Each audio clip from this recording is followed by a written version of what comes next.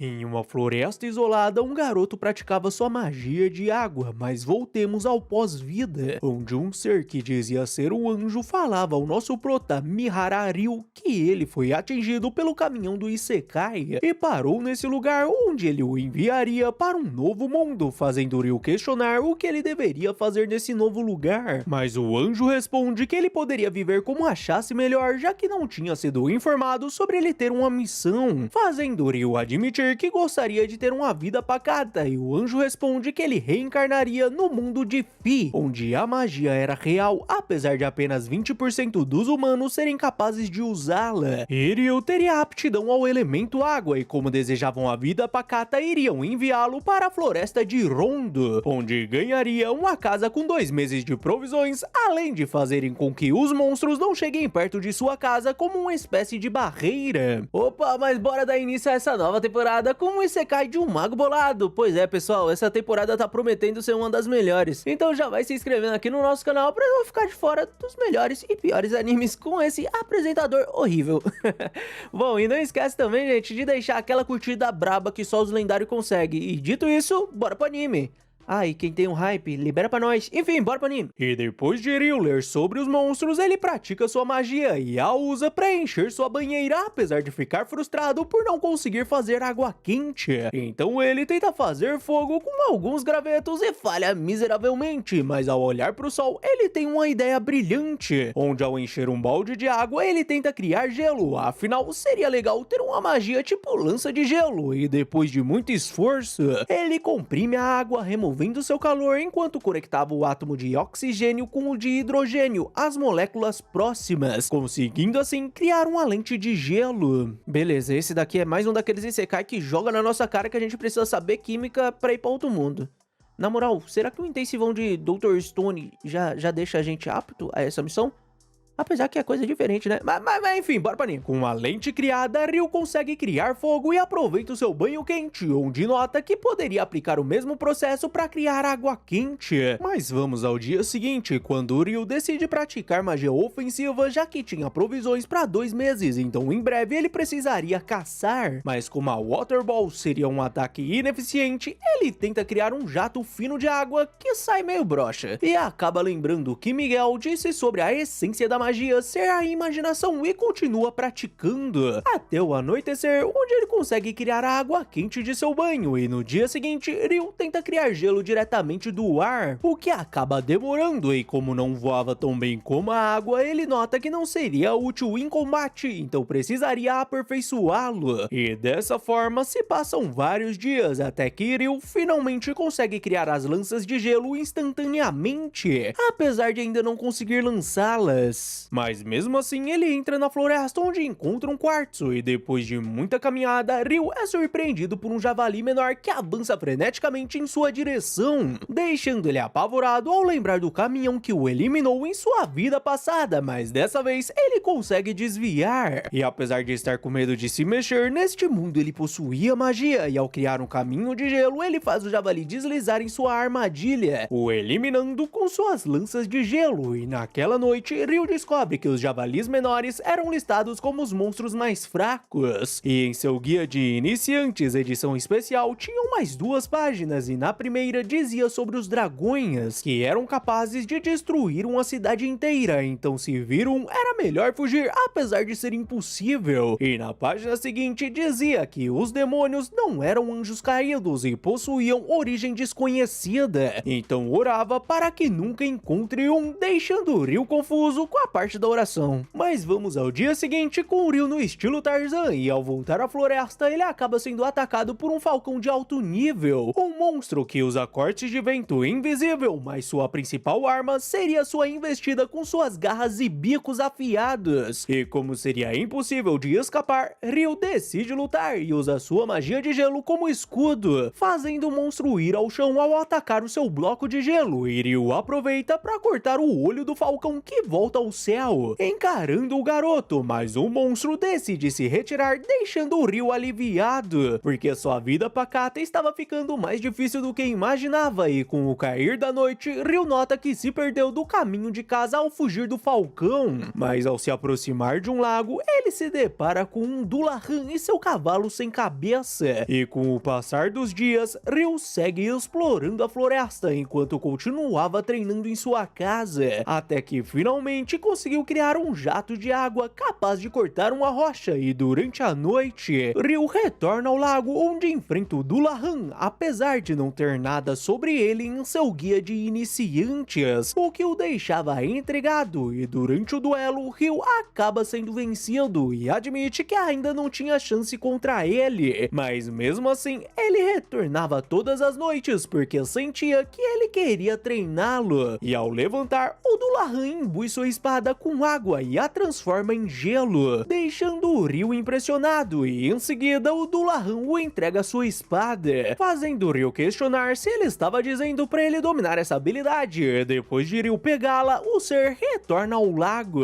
fazendo o menino admitir que Ilso era realmente digno de um mundo de fantasias. E depois de vários dias, Ryu volta a se deparar com o falcão, que estava com uma aparência obscura como se tivesse evoluído, e os dois iniciam o duelo com o Ryu bloqueando os ataques de ar com suas barreiras de gelo, assim como a investida do monstro, que continua atacando freneticamente. Ryu o ataca com suas lanças de gelo, mas o monstro desvia e apaga seus escudos com uma nova magia, e em seguida o monstro lança um raio em Ryu, que acaba tendo sua lança atingida, mas o garoto consegue desviar, e em seguida o monstro o ataca com suas garras. Mas Ryu saca a espada que ganhou cortando as garras do monstro. Os dois continuam um embate frenético, com o Ryu bloqueando e cortando as magias da criatura, e em uma das investidas do monstro, Ryu perfura seu peito, e com a criatura em situação crítica, ele diz que pegou o seu olho, e mesmo que ela tenha dado tudo de si e perdido, não significava que ela aceite isso,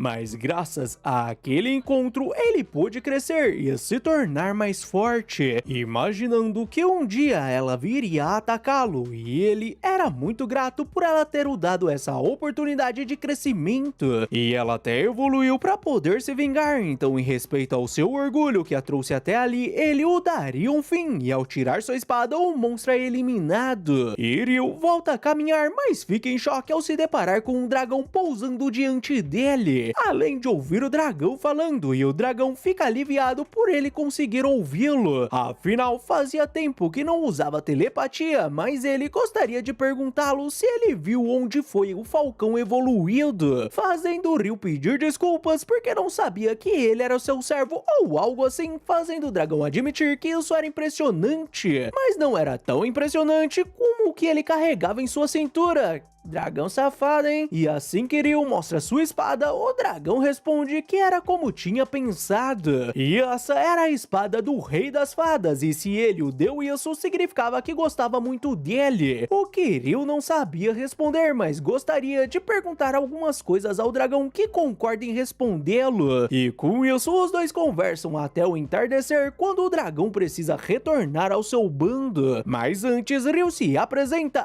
assim como o dragão, que se chamava Lewin. E enquanto isso, o anjo estava sem acreditar que deixou passar uma característica secreta. E se pergunta o motivo dele ter isso, e ninguém tinha uma característica secreta desde que enviou aquele garoto para outro mundo há 10.000 anos atrás, e a característica secreta de Ryu seria a juventude eterna. Mas vamos até a praia, onde um garoto de cabelo vermelho estava desmaiado ao lado de um barco detonado. Quando Ryu vai até a costa, ele se depara com um navio danificado e vários corpos, mas nota que um deles ainda estava vivo. E quanto a este garoto de cabelo vermelho, ele estava sonhando com um ataque de Kraken que afundou o navio, e depois de um tempo ele acorda confuso em uma cabana, e ao olhar do lado de fora, ele se assusta com o Ryu aparecendo atrás dele por não ter sentido um pingo de sua presença, além de achar estranho o modo como ele se vestia, mas sabia que ele não deveria pensar assim de quem o salvou, e ao agradecê-lo, gelo, ele se apresenta como Abel. E depois de Ryu se apresentar, ele avisa que mais ninguém tinha sobrevivido, o que Abel não julga ser um problema, já que eles eram contrabandistas. E com isso resolvido, Ryu prepara uma refeição para Abel, que pergunta se ele tinha alguma roupa, e Ryu responde que não tinha linha ou tecido, deixando Abel sem jeito por pensar que foi indelicado, já que se ele não tiver dinheiro, ele não poderia comprar. E Ryu comenta que não tinham outras pessoas da região ou cidades próximas e utiliza sua magia de água para servir Abel, que fica impressionado com aquilo. Afinal, até mesmo na província central, apenas metade da população podia usar magia, tanto que ele não conseguia, deixando Ryu confuso, já que Miguel tinha dito que apenas 20% conseguia. Mas Abel interrompe o pensamento de Ryu ao pedi-lo que o leve à costa novamente para que possa confirmar algo, o que Ryu concorda. E ao irem para a floresta, Abel pergunta sobre o cajado de Ryu, já que ele era um mago, deixando o menino confuso e Abel sem jeito, por pensar que tinha vacilado, afinal ele vivia na pobreza e se oferece para ficar na linha de frente caso precisem lutar, senão o seu ego seria afetado por ser salvo o tempo todo. E ao chegarem na costa, Ryu comenta que Abel teve sorte, porque se tivesse permanecido ali, o seu corpo teria sido devorado ou levado pela água, assim como os outros, o que Abel concorda e pede que Ryu não o trate com formalidade, assim como seus amigos o chamavam, deixando Ryu pensativo. E Abel retorna frustrado por não ter encontrado o que estava buscando, então precisava se reunir com seus amigos na cidade de Lune, mas parecia que ele foi levado muito pro sul, e Ryu responde que não conhecia esse lugar, mas acreditava que era muito pro norte, fazendo Abel questionar se ele não queria acompanhá-lo como uma espécie de trabalho como seu guia até a cidade, já que ele não sabia nada desse lugar. E Ryu responde que apenas poderia aceitar se fossem sair no dia seguinte, o que Abel concorda. E ao voltarem para casa, Abel acha estranho que Ryu estava indo se despedir de alguém tão tarde, mesmo tendo dito que não tinha mais ninguém nesse lugar. E quanto a Ryu, ele se encontrava com o Rei das Fadas e o diz que ficaria longe da floresta por um tempo,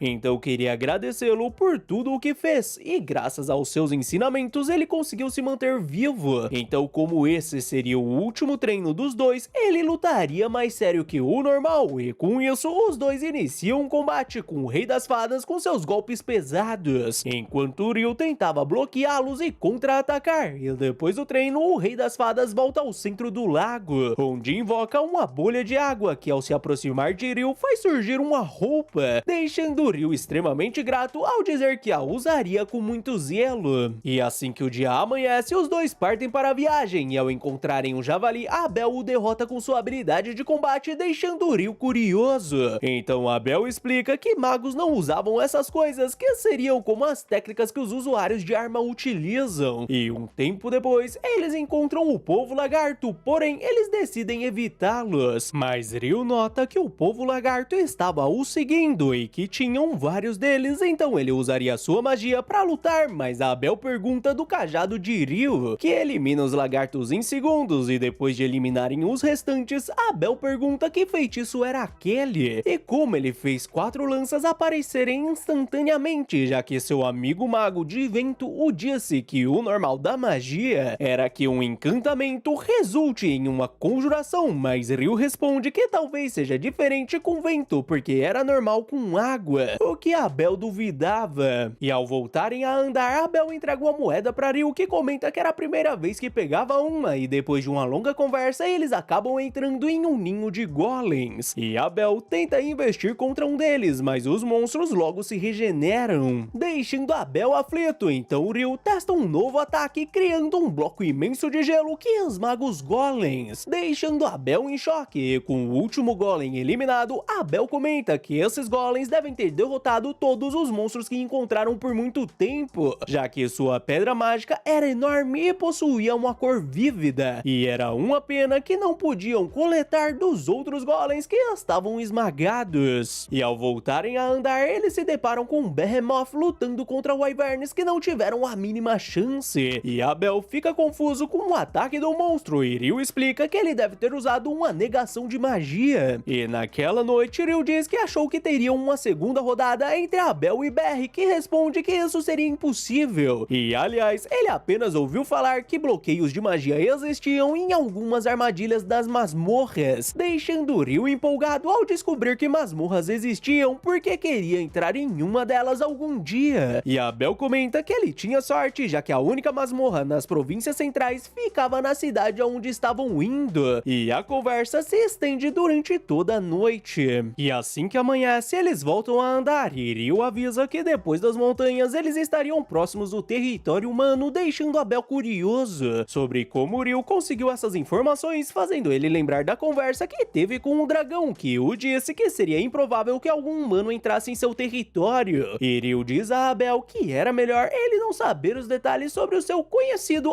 além do alcance da humanidade. Mas eles acabam sendo surpreendidos por um grifo que deixa os dois em choque, tanto que Abel fica paralisado de medo, mas Ryu arremessa uma carne pro grifo e chama por Abel, que faz o mesmo. E graças a isso, o grifo se retira com as carnes. E ao chegarem nas montanhas de neve, Abel comenta que aquele bicho tinha uma presença e tanto. E Ryu diz que duvidava que teriam sobrevivido contra aquilo. E Abel diz que os seres humanos não eram feitos para batalhar contra aquelas feras. E aliás, não existiam relatos de pessoas que tenham visto Behemoth ou grifos há séculos. E talvez seja por essas montanhas terem mantido essas criaturas fora do território humano. E Ryu comenta que achava que os Wyverns que lutaram contra o BR vieram do norte e se depara com alguns devorando um monstro, fazendo Abel questionar o que deviam fazer, já que Wyverns eram demais para os dois. Afinal, ao caçá-los era necessário 20 aventureiros experientes e mesmo assim ainda haviam vítimas. Mas Ryu tinha a sensação de que encontrariam muitos deles, então não poderiam evitar a batalha. O que Abel imaginava, fazendo Ryu questionar se seria mais fácil lutar se eles estivessem presos no chão. O que Abel confirma, já que era um espadachim, fazendo com que Ryu usasse suas lanças de gelo para prender suas asas. E graças a isso, Abel consegue eliminá-los com sua habilidade de combate. Quando mais Wyverns chegam, Ryu repete o seu ataque com as lanças de gelo, deixando Abel impressionado. E ao eliminarem todos, Abel admite que estava impressionado com a facilidade da batalha, fazendo Ryu questionar se ele preferia uma batalha de vida ou morte, o que ele nega, e com isso eles voltam a lutar com um novo bando de Wyverns para que finalmente possam retomar a viagem. Ao encontrarem a estrada, Ryu fica indignado por pensar que estavam próximos ao Império Deburri, e Abel comenta que achava estranho ele não gostar do nome do Império, mas não precisava se preocupar, já que o Império ficava em outra direção e essa estrada levava até a cidade de Caelid. Mas Abel acaba ficando incomodado ao notar onde as montanhas que atravessaram estavam localizadas e decide não contar a Ryu. E ao seguir viagem, eles chegam em uma cidade onde Abel recomenda que Ryu se registre na guilda de aventureiros, porque o registro servia como identificação, além de isentá-lo da taxa de entrada na cidade,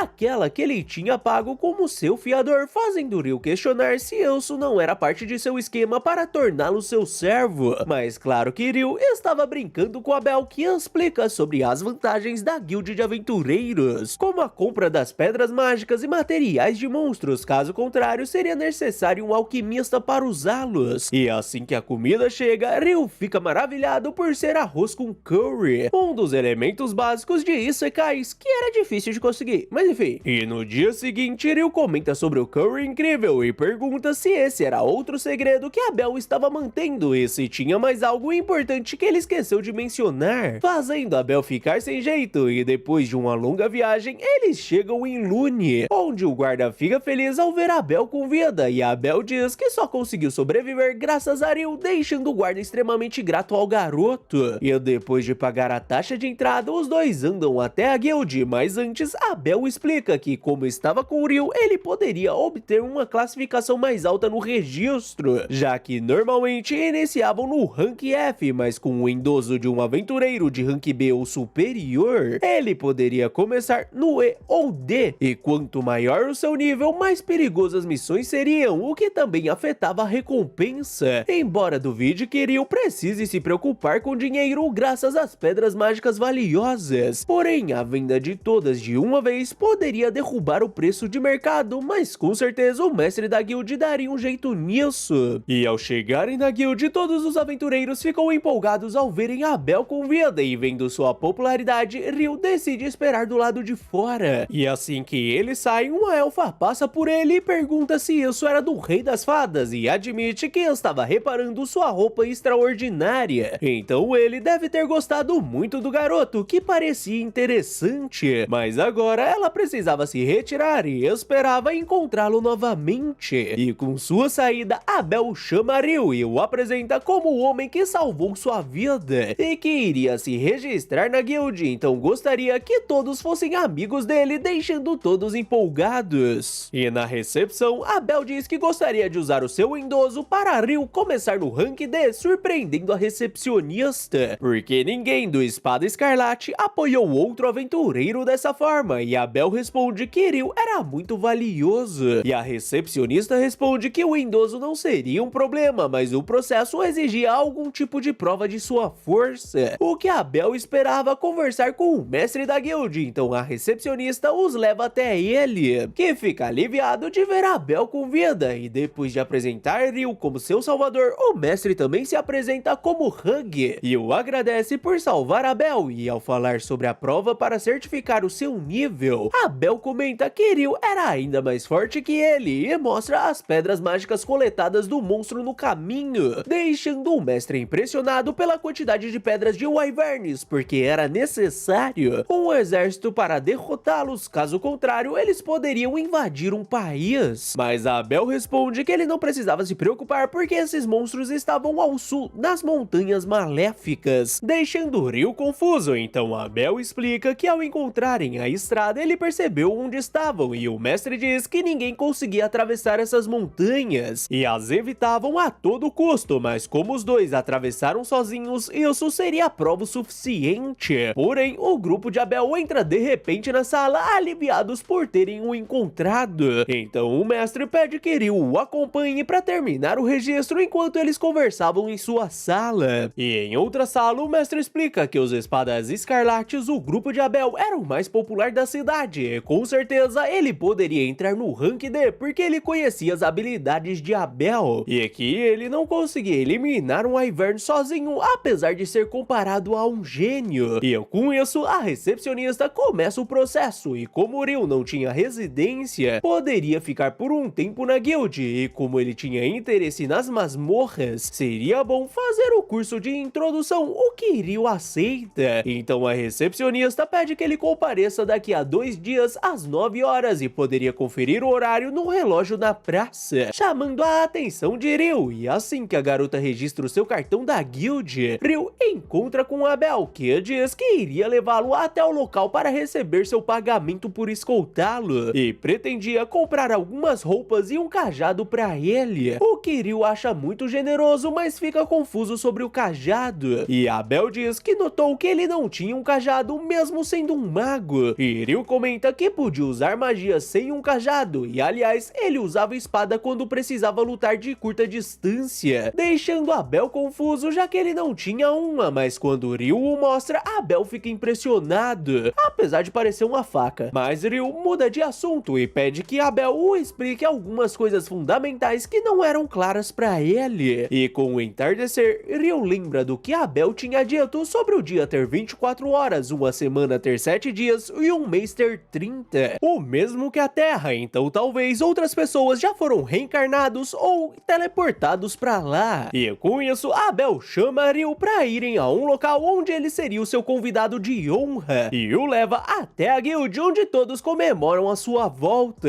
E no dia seguinte, a recepcionista leva Ryu até a hospedagem da guild, e ao entrarem, um dos garotos fica empolgado ao ver Nina, que os apresenta Ryu, que ficaria no quarto com eles, e os garotos se apresentam como Nils e Eto. E quando Nina se retira, Nils fica todo bobo, e Eto comenta que ele não tinha nenhuma chance, e pede que Ryu não os trate com formalidade, já que eram colegas de quarto, o que Ryu concorda, deixando Eto aliviado por ele não ser igual ao Dan do quarto 1, mas Nina retorna trazendo outro garoto, chamado Amon, que também ficaria no quarto com eles e faria o curso com Ryu. Mas enquanto isso, a maga do grupo de Abel dizia que aquilo era impossível, e apesar de existir uma magia de parede de gelo nas magias de água, ela era tão fina que um corte de ar podia estilhaçá-la. Mas mesmo assim, ele estava dizendo que aquele garoto conjurou uma parede espessa no ar e depois derrubou, e e em primeiro lugar, a magia só podia ser conjurada nas proximidades do lançador ou projetá-la de um ponto a outro, mas conjurá-la de longe era impossível. Mas a outra garota pede que Lynn se acalme, afinal foi isso que a Belle tinha visto, e Lynn diz que tinham outras bobagens, como perfurar wyverns com lanças de gelo, o que era impossível, já que os wyverns tinham uma camada de vento que desvia a magia, o que a Belle concorda, mas ele com certeza os viu sendo perfurados, fazendo a outra menina lembrar que a única pessoa que ouviu dizer ser capaz de fazer algo assim seria o famoso Mago Infernal, que foi capaz de queimar 1000 soldados imperiais com uma única magia, além de reduzir um wyvern a cinzas e apagar uma cidade do mapa. E se o que diz é verdade, então o Ryu era um achado incrível, mas se ele se voltar contra ele seria muito perigoso, e no pior cenário seria se ele se juntasse ao Império. Mas a Belle responde que isso era impossível por causa do nome do Império de Burri, deixando todos confusos. Amon estava ansioso porque iriam entrar na masmorra no último dia de curso, e Ryu pergunta ao professor se existia uma forma de ir direto a uma camada que já passaram, e o professor responde que aparentemente as masmorras da província ao sul tinham algo parecido, ao contrário de Lune, e com isso eles entram na masmorra onde poderiam andar livremente na primeira camada. Então Ryu e Amon andam juntos, e Ryu nota a presença de uma formiga soldado e aconselha que Amon ataque a base do pescoço da criatura e usa suas lanças de gelo para prendê-lo, deixando Amon impressionado, e dessa forma ele elimina a formiga e Ryu o ajuda a pegar a pedra mágica do monstro. E no dormitório eles comemoram a conclusão do curso, e Atus admite que estava impressionado por eles terem eliminado uma formiga soldado na primeira vez, mas Amon responde que só foi capaz graças a Ryu, que diz pra ele não ser modesto, e Amon comenta que estava com vontade de voltar à masmorra, mas estava inseguro em ir sozinho. Então Ryu pergunta se ele gostaria de acompanhá-lo, já que estava pensando em ir até a terceira camada porque ficou incomodado por aquela formiga estar no primeiro andar. E Etos comenta sobre os relatos de aparecimento desses monstros no primeiro andar, onde geralmente tinham morcegos, mas a Belle explica que as formigas podiam cavar túneis até o primeiro andar, surpreendendo todos. E Ryu diz que os veteranos não deviam implicar com os novatos, e a Belle responde que só estava aliviando seus receios. E ao se apresentar aos colegas de Ryu, ele pede que sejam legais com ele, que era forte, mas tinha problemas de personalidade, deixando todos impressionados por ele ser a Belle do Espada Escarlate. E empolgado, Neil se apresenta e a Belle aconselha que todos deem o seu melhor sem exagerar, e Ryu pergunta o que ele estava fazendo na guild tão tarde. Então a Belle explica que a missão demorou mais do que o previsto, mas o grupo de Abel vem garantir que ele não fuja do relatório da missão. Warren até o agarra enquanto Lin encarava Ryu, mas Hiria chama a garota e pede desculpas ao garoto.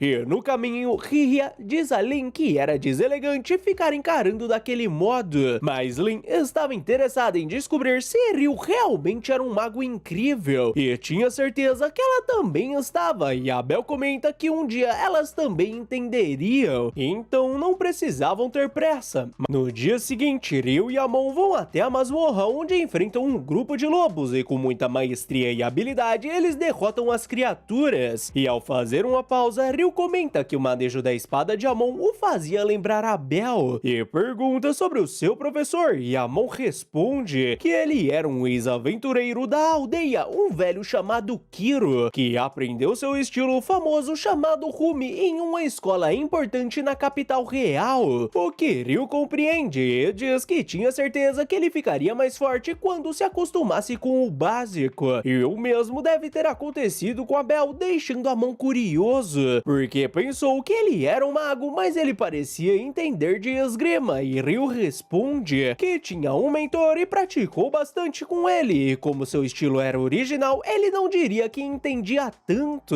mas sobre o estilo de luta de Amon, ele parecia exaustivo, mas ao dominar o básico, ele evitaria que ele se machuque, então era melhor ele aumentar sua resistência, correndo o quanto puder, porque fazer isso de forma constante seria o seu caminho para o aprimoramento, assim como a Belle, que não deixou de praticar mesmo enquanto viajavam, deixando Amon empolgado. empolgado. Mas vamos ao dia seguinte, quando Ryu vai até a biblioteca procurar alguns livros de alquimia e na praça ele se perguntava se tinha dinheiro para comprá-los. Mas quando um eclipse toma conta do céu, todas as pessoas ao seu redor desaparecem, fazendo ele se questionar o que tinha acontecido, além de ficar aflito com aquela sensação estranha. E ao notar algo, ele ergue uma barreira bloqueando um ataque de chamas poderoso. E ao olhar para aquela criatura, ele nota que alguém estava envolvido nisso. E a garota diz que desde que se livre dele não faria diferença, mas Ryu nota a intensidade do poder da menina, que superava até mesmo o grifo e berre, e se pergunta se ela poderia ser um demônio. Ele até pensa em como poderia fugir desse espaço estranho, e quando ela volta a atacá-lo, Ryu bloqueia sua magia e a demônio dispara um projétil de ar que perfura a barreira, e por pouco Ryu consegue evitar que atingisse o seu coração. E apesar de ter atingido o ombro, ele não perfura sua roupa, surpreendendo a garota, que admite que era impressionante ele ter conseguido segurar o fogo infernal, e nota que suas vestes eram do Rei das Fadas, o que explicava tudo. Então teria que cortá-lo diretamente, e ao sacar sua espada, ela o ataca. E Ryu usa sua espada para bloquear o golpe, iniciando um impasse entre os dois. E em um mix de ataques com dezenas de lanças de gelo e golpes firmes, Ryu tenta golpeá-la, mas a garota usa magia de vento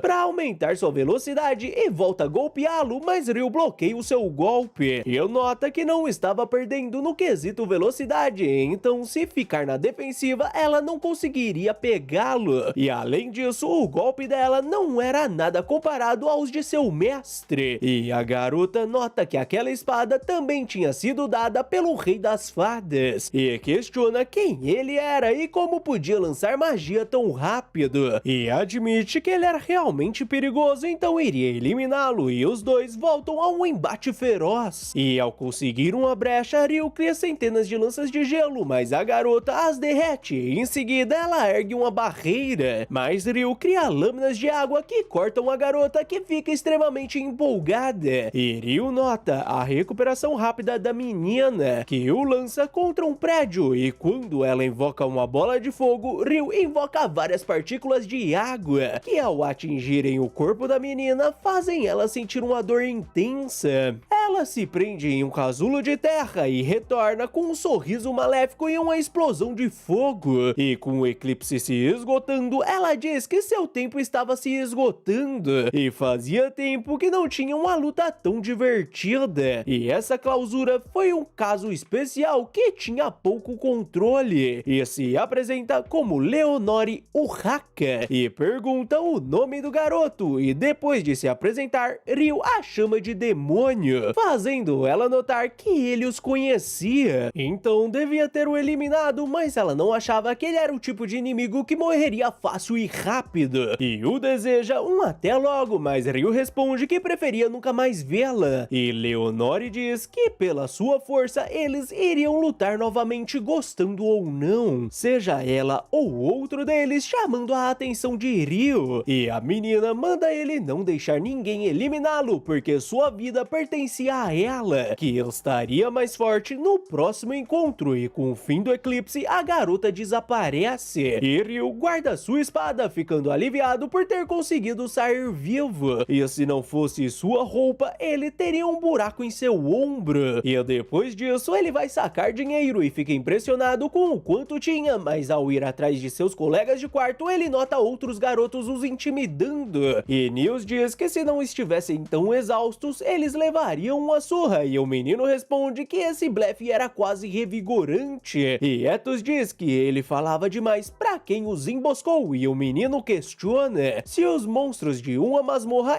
iriam avisar antes de atacá-los. E Ryu comenta que ele tinha razão e devia abaixar a guarda por conta e risco, e atinge os amigos do garoto com magia de gelo, desmaiando todos. E Nils diz que aquele era o Dan do quarto 1, fazendo Ryu questionar se ele iria queria fugir com o rabo entre as pernas, já que seus amigos caíram, fazendo Dan tentar atacá-lo. Mas com um golpe, Ryu o derruba, fazendo seus amigos comentarem que isso deve ter doído pra burro. Então, em seguida, Ryu dá uma poção de cura pra Atos, que era um sacerdote, e os agradece por ajudar a Mon nas corridas diárias, e como estava exausto, ele sugere um banho da camaradagem pra relaxar. Meio duvidoso, mas tudo bem, né? E no banho, Atos cura Ryu e comenta que ele deve ter recebido um golpe poderoso. E Ryu diz que miraram em seu coração, mas conseguiu desviar no último segundo, deixando todos curiosos, já que ele era tão forte, mas desviou por pouco. E Ryu responde que contaria sobre isso algum dia e lembra de Leonore, que o pressionou e ele intimidou um grupo de aventureiros de nível F, então não devia estar bem nas aparências. E se o demônio disse nós, então significava que haviam outros. E apesar de ter tantas coisas para pesquisar, ele iria aproveitar o momento.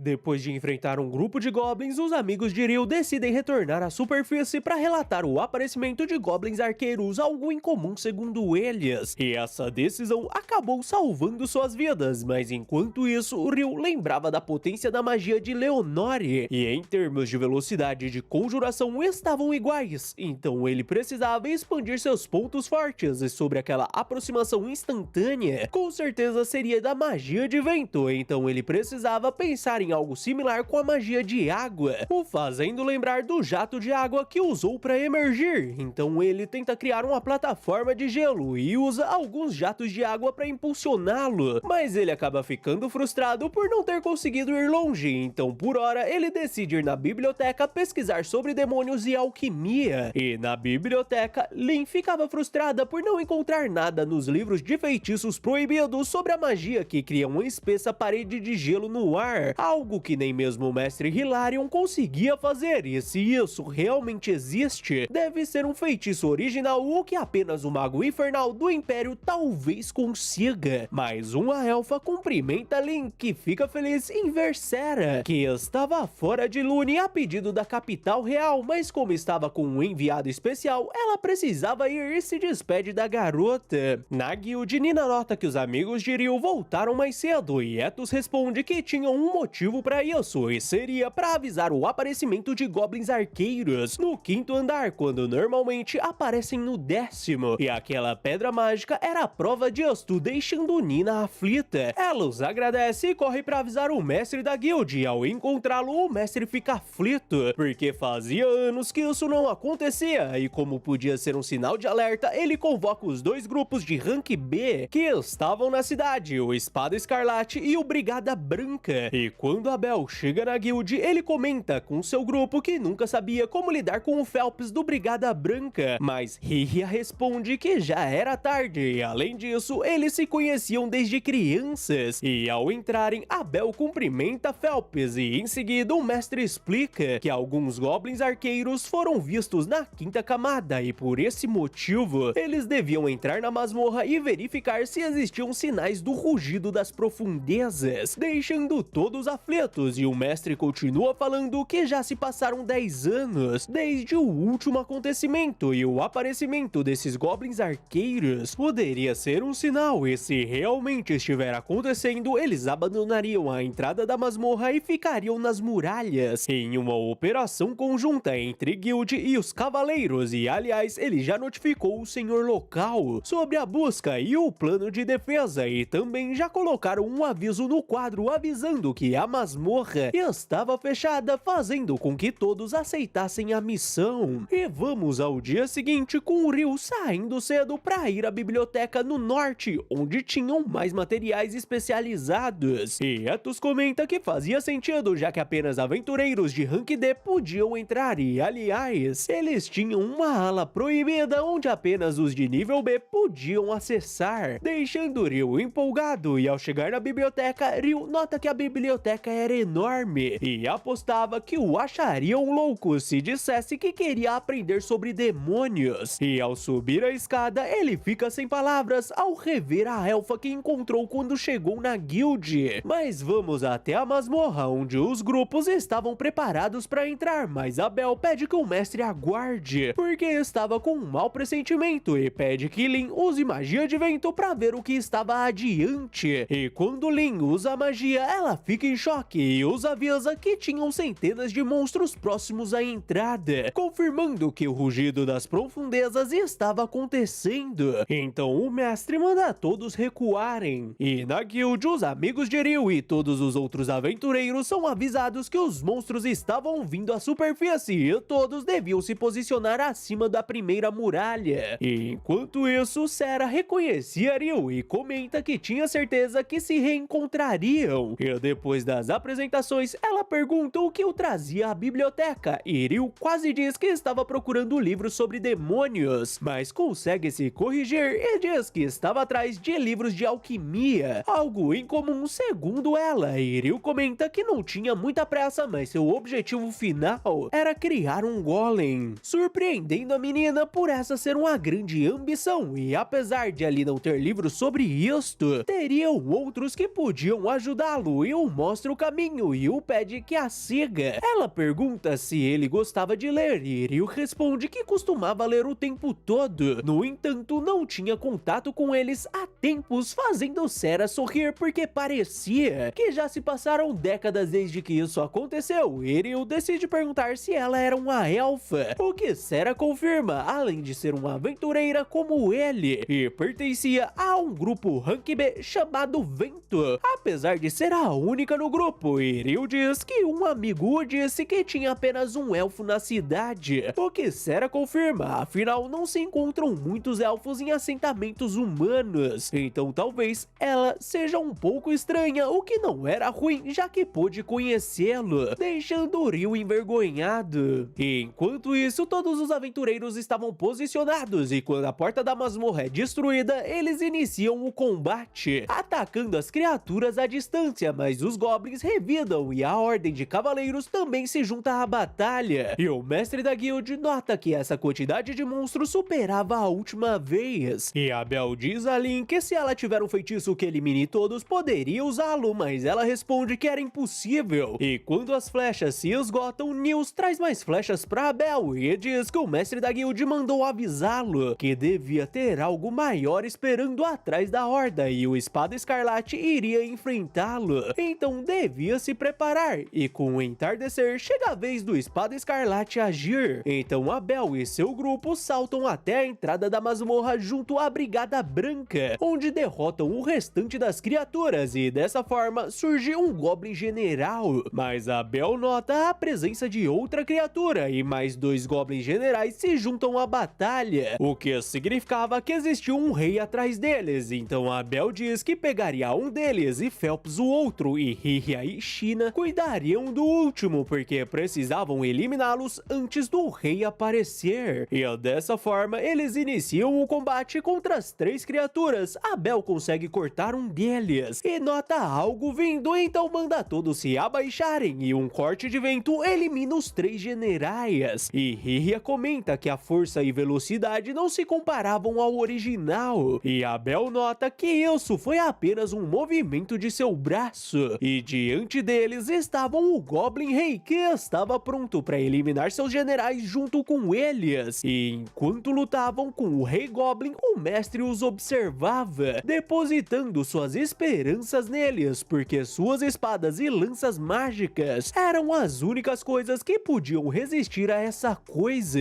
E quando o monstro ataca Phelps, a Bel se põe à frente e usa sua habilidade Sombra Perfeita com a habilidade de combate Perfuração Total para golpear o peito do monstro, mas a criatura fica furiosa e a Bel manda a Lin agir, e a menina atinge o monstro com a magia de vento Chuva de Tiros, eliminando a criatura por completo, fazendo os aventureiros comemorarem a vitória. E Phelps nota que Lin estava entoando aquele encantamento o tempo todo, e a Bel explica que o encantamento era muito longo, apesar de ser um feitiço poderoso, então o usavam como arma secreta. E enquanto Ryu se despedia de Sera, a Bel ficava aliviado por terem conseguido sair com vida, mas algo se escondia nas profundezas da masmorra. Ryu fica confuso ao ver todos comemorando, mas enquanto isso o mestre da guilda estava exausto com a quantidade de relatórios que precisava preencher, além de estar frustrado, porque sabia que os pesquisadores da capital real iriam aparecer mesmo com a masmorra fechada durante um mês. E aflito, ele pensa que o pior ainda estava por vir. E quanto a Ryu, os seus amigos o contavam o motivo da comemoração e como Abel enfiou a espada no Goblin Rei e esquivou do feitiço poderoso de Lin. E Abel diz que aquela habilidade se chamava Sombra Perfeita e esquivava de qualquer ataque à distância. E quando as companheiras de Abel o encontram, Ria diz que sabia que ele estaria com Ryu, a sua pessoa preferida. E Lin aproveita para perguntar para Ryu se ele realmente podia conjurar uma parede de gelo no ar, o que Ryu confirma, apesar de conseguir com no máximo 40 metros, e como era difícil de fazer, ele demorou para conseguir. Mas Lin responde que o normal era não conseguir e pergunta se era algum feitiço original, já que a maioria das magias é invocada por meio de encantamentos existentes. Mas Ryu responde que para ele os encantamentos se resumem a preferências pessoais, deixando Lin confusa. E com a saída de Ryu, Abel explica que Ryu podia usar magias sem encantamentos, e para ele as pessoas usavam encantamentos porque achavam legal, o que ia muito além do incomum, segundo Lin. No dia seguinte, os amigos de Ryu estavam frustrados por não ter missão, e Ryu estava frustrado porque a guild não tinha cobre mágico para que ele pratique a alquimia. Etos até comenta sobre o alto valor do minério, que custava cerca de 500 mil flórias, ou 50 moedas de ouro, e Nils comenta que devia ser bom ser rico, porque sem missões eles não tinham como ganhar dinheiro, fazendo Ryu ter a ideia de contratá-los por 4 moedas de ouro cada para extraírem o cobre mágico, e claro que pagaria o valor do minério, desde que eles retornem bem, deixando seus amigos empolgados. E assim que Ryu retorna pro quarto, ele escuta alguns cavaleiros agarrando uma aventureira e falando que ela iria servi-los durante a noite. O companheiro dela até solta a mão do cavaleiro, que fica furioso e saca sua espada contra ele e diz que não iria eliminá-lo, mas iria ensinar a esse aventureiro nojento a ter modos. Mas o cavaleiro vai ao chão e questiona o que ele tinha feito, mas ao tentar levantar, ele volta a cair, fazendo Phelps ordenar que parem com aquilo e ajam como cavaleiros do reino, fazendo o cavaleiro questionar como ele ousava desafiá-los, porque desse jeito ele e o mestre da guild seriam exilados. Mas Phelps manda ele ficar quieto, porque apesar de ser um aventureiro, ele pertencia à nobreza do reino, o herdeiro da casa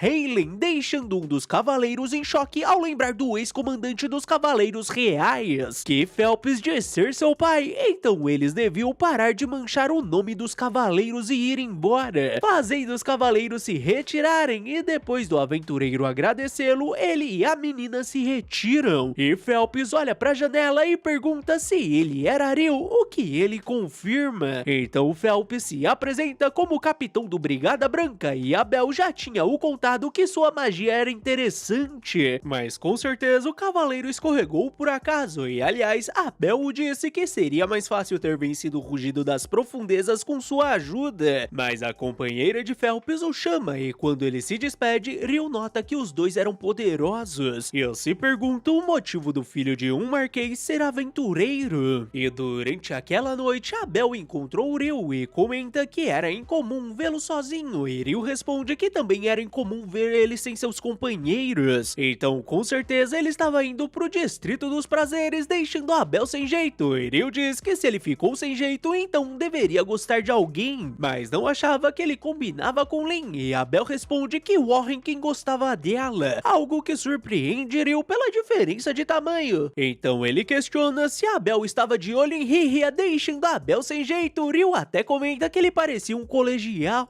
e pergunta o que ele estava fazendo sozinho, então Abel decide pedir sua ajuda, já que ele não devia ter nada melhor para fazer. E ao saírem, ele diz que um dos investigadores enviados a Lune era um velho conhecido e trouxe alguns cavaleiros reais como seus guardas, mas parece que tinham alguns tortos entre eles, e como deram uma escapada, eles pediram para pegá-los antes que façam algo, mas algo chama a atenção de Ryu, que chama por Abel e comenta que viu alguns aventureiros que não reconhecia de sua festa de boas-vindas, e Abel responde que como a cidade tinha uma masmorra, eles recebiam vários aventureiros com frequência, mas como a masmorra estava fechada, eles decidem segui-los, e ao entrar em um beco, eles são atacados pelos aventureiros que não tiveram a mínima chance contra Ryu, que desmaiou todos com sua magia, e ao notar pegaram a caixinha, Abel nota que parecia uma ferramenta alquímica, deixando Ryu empolgado, mas como era uma evidência, ele não podia ficar, e ao descobrirem que eles eram aventureiros de rank C de Kecleire, eles os entregam aos guardas da cidade para que investiguem. E enquanto isso, os cavaleiros de mais cedo se preparavam para emboscar Phelps, mas eles são atingidos por algo que os deixa paralisados, e a companheira de Phelps entoa um encantamento que pulveriza seus corpos, e com eles eliminados, Phelps diz que sua companheira China fez um ótimo trabalho. Mas vamos até o dia seguinte com o mestre da guilda questionando o que os investigadores pretendiam organizando os alimentos da guilda logo que chegaram, além de abrir a masmorra para investigação e exigir aventureiros para proteção, e Clive responde que sua majestade nomeou o Conde Harold como chefe da expedição de pesquisa e por sua vez ele os concedeu autoridade total sobre a equipe, mas o mestre responde que tinham coisas que não podiam ser feitas, deixando Clive incomodado,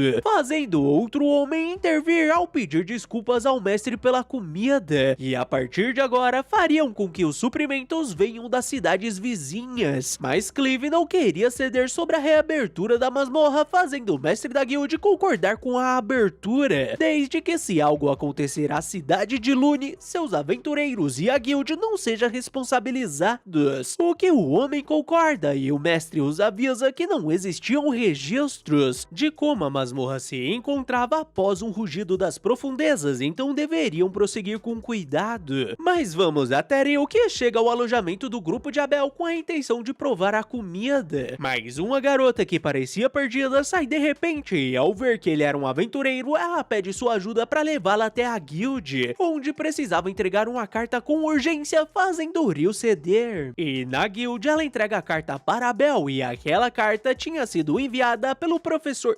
Hilarion da capital, e Abel diz que ele estava pedindo o apoio aos magos da corte na investigação da masmorra. Ryu até comenta que achou que estivesse fechada, mas Abel responde que com certeza os chefões fizeram algo, fazendo Ryu questionar se algo o incomodava. Então Abel explica que o motivo para o fechamento das masmorras depois dos rugidos seriam porque há décadas atrás um grupo de nível A não retornou, e este grupo era liderado por um sobre-humano no limiar da classificação S, e por isso ninguém sabia como ficavam as masmorras depois do rugido, fazendo Ryu concluir que o mais inteligente seria não se aproximar, mas como ele precisava comer algo, ele se despede de todos, e a menina o agradece, e com sua saída, Hiria pergunta o nome da menina, e ela se apresenta como Natalie Schwarzhoff, fazendo Lin questionar se ela era da família dos grandes magos de água, o que ela confirma. Então Lin pergunta se ela conhecia um feitiço que fazia uma parede de gelo à distância no ar, o que Natalie nega, e Abel pergunta se ela ainda estava preocupada com isso, o que Lin confirma, afinal qualquer mago teria interesse no assunto, fazendo Natalie questionar se existia uma magia assim, e Hiria responde que Ryu sabia essa magia, então Abel aproveita a oportunidade para deixar algo claro, e diz que ninguém jamais deveria lutar contra Ryu, porque ele sentia que todos seriam eliminados mesmo se os quatro lutassem juntos, e caso se encontrem em uma situação assim, deveriam se render imediatamente, porque ele tinha certeza que ele não os eliminaria. E caso Natalie se encontre em uma situação que precise de ajuda e não os encontre, ela poderia procurar por Ryu. E um tempo depois, na masmorra, um homem explica a Abel que aquele dispositivo detectava a mana deixada no ambiente, e tudo que ele detecta era transmitido para a equipe de análise na tenda, fazendo Abel admitir que a alquimia criava coisas incríveis, e o homem fica curioso se ele estava interessado no assunto, mas Abel responde que um amigo se interessava, fazendo o homem admitir que talvez ter se tornado um aventureiro tenha sido melhor para ele, e dessa forma eles entram na masmorra onde iriam até a terceira camada, e com o anoitecer acontecer, os amigos de Ryu retornam com 2 peças do minério e ficam impressionados com o valor pago por Ryu. E Etos admite que estava surpreso por terem aberto a masmorra mesmo que para os ranks superior ao D. Mas voltamos à masmorra, onde se passaram 3 dias de exploração. E mesmo tendo descido 7 camadas, eles não encontraram um único monstro, então teriam que ir ainda mais fundo. Abel até nota que as pessoas da Universidade Real pareciam com pressa, e Riria comenta que um ex-colega de trabalho contou sobre a teoria que os monstros do rugido surgiam abaixo da camada 38, e na guild o mestre diz que os grupos de rank E ou F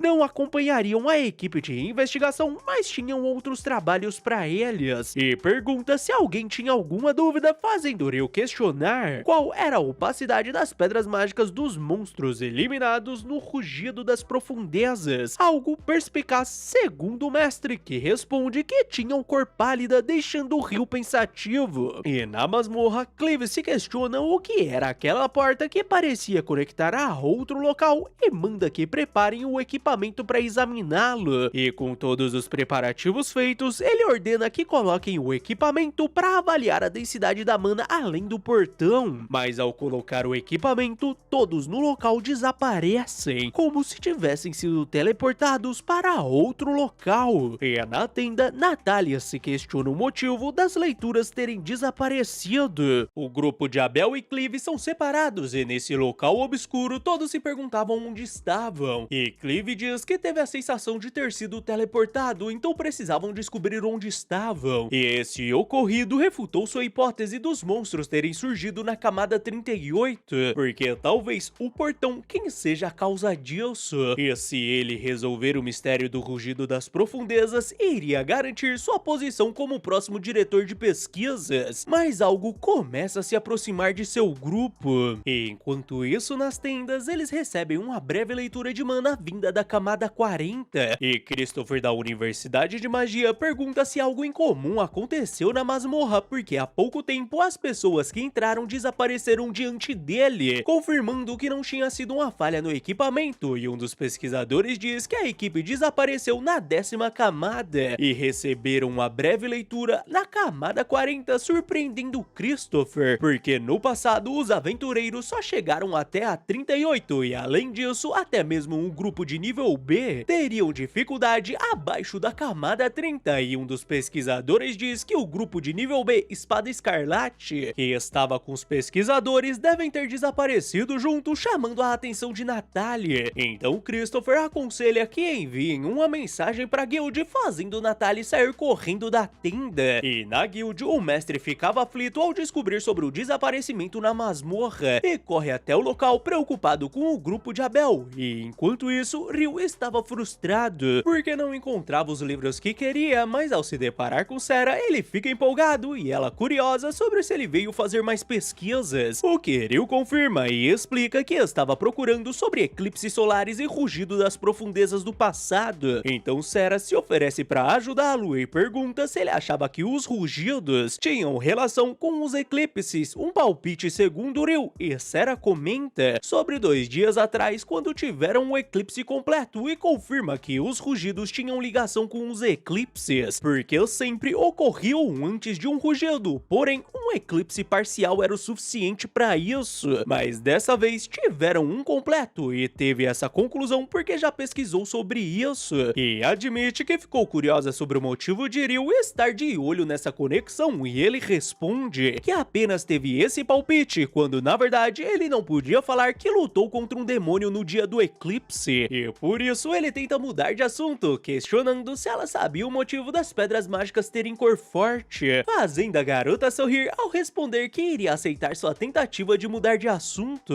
e o motivo seria pelas criaturas terem sido colocadas há muito tempo no local, o que Ryu confirma, e por isso ele estava intrigado, já que a cor das pedras dos monstros do rugido eram pálidas, e se fossem escuras, ele aceitaria que poderiam ser monstros das profundezas da masmorra, mas como as pedras eram pálidas, significava que eles só apareceram recentemente, e para criar inúmeros goblins, goblins generais e um goblin rei, deveria ser causado por uma energia tremenda que veio de algum lugar, fazendo quisera admitir que isso era realmente interessante. E, aliás, ela leu sobre as pedras pálidas nos registros dos rugidos passados que estavam no pergaminho e chama Riu para conferi-los. Mas vamos até Arthur, que diz a Abel que teve a sensação de teleporte igual a uma masmorra dos países ocidentais e parece que estavam em outro local e pelo menos o detector ainda estava funcionando, apesar de não ter certeza se alguém viria salvá-los, e pergunta se Ria não achava esse local parecido com algo, e ela responde que parecia um quadrado de magia sagrada que somente os sumos sacerdotes podiam usar por ser um feitiço impenetrável conhecido como um milagre de Deus, fazendo Abel presumir que foram encurralados em um tipo de barreira, o que Ria confirma. No entanto, essa barreira era tão grande que nem sabia onde estava o limite, por isso Abel pede que Lynn examine a área, e ao usar sua magia de vento, ela nota cerca de 1000 pessoas, além de 50 presenças que não fazia ideia do que sejam, e Arthur diz que deveriam ser o grupo de Clive, fazendo Abel decidir se juntar a eles. Mas enquanto isso, o mestre da guilda era informado sobre o sinal vindo do andar 40, o que ele considerava péssimo, porque mesmo se partirem com todos os aventureiros da cidade, eles nunca chegariam lá, tornando impossível enviar resgate. E Christopher diz que também tinham o problema de não saberem o motivo do desaparecimento, e como podia acontecer novamente, ele não podia enviar seus subordinados para a masmorra, o que o mestre concorda. E na masmorra, Clive e seu grupo eram atingidos por chamas obscuras e nem mesmo suas barreiras paravam aqueles ataques. E Clive nota que aquilo eram demônios, e assim que o grupo de Abel os encontra, Ria diz que os demônios eram os inimigos de Deus e dos anjos, e a magia não funcionava contra eles, então os humanos não podiam derrotá-los. E segundo os livros, os locais onde eles estavam existia apenas desespero, fazendo Arthur ordenar que seus homens ajudem no ataque, e graças a isso eles eliminam alguns dos demônios, fazendo Ria admitir que isso era incrível, afinal as magias não deviam funcionar com os demônios. Mas Arthur explica que isso não era totalmente verdade, porque se 3 pessoas atacarem um deles, existia a possibilidade de romper suas barreiras, e com seus golpes sincronizados, os magos derrotam alguns deles, mas Abel nota a presença de um demônio perigoso, e quando os magos chegam no limite, Abel e seu grupo entram em combate, deixando Arthur impressionado, porque com apenas 2 magos, eles conseguem eliminar vários demônios, e ao restarem apenas alguns deles, Lynn fica sem mana, e Riri avisa a Abel que aquele chefão podia ser um príncipe demônio, e seus olhos de cor diferente eram uma característica disso, e eles possuíam essa forma antes de despertar a Rei Demônio, e segundo o templo, existiam apenas 4 de cada vez, e apenas um deles se tornava o rei, e seu poder era tão avassalador que ninguém, a não ser um herói, jamais derrotou algum assim, e por esse motivo, Abel decide que primeiro precisavam eliminar os demônios, exceto o príncipe, e diz que caso algo inesperado aconteça, essa barreira poderia romper, então eles não deveriam perder a esperança.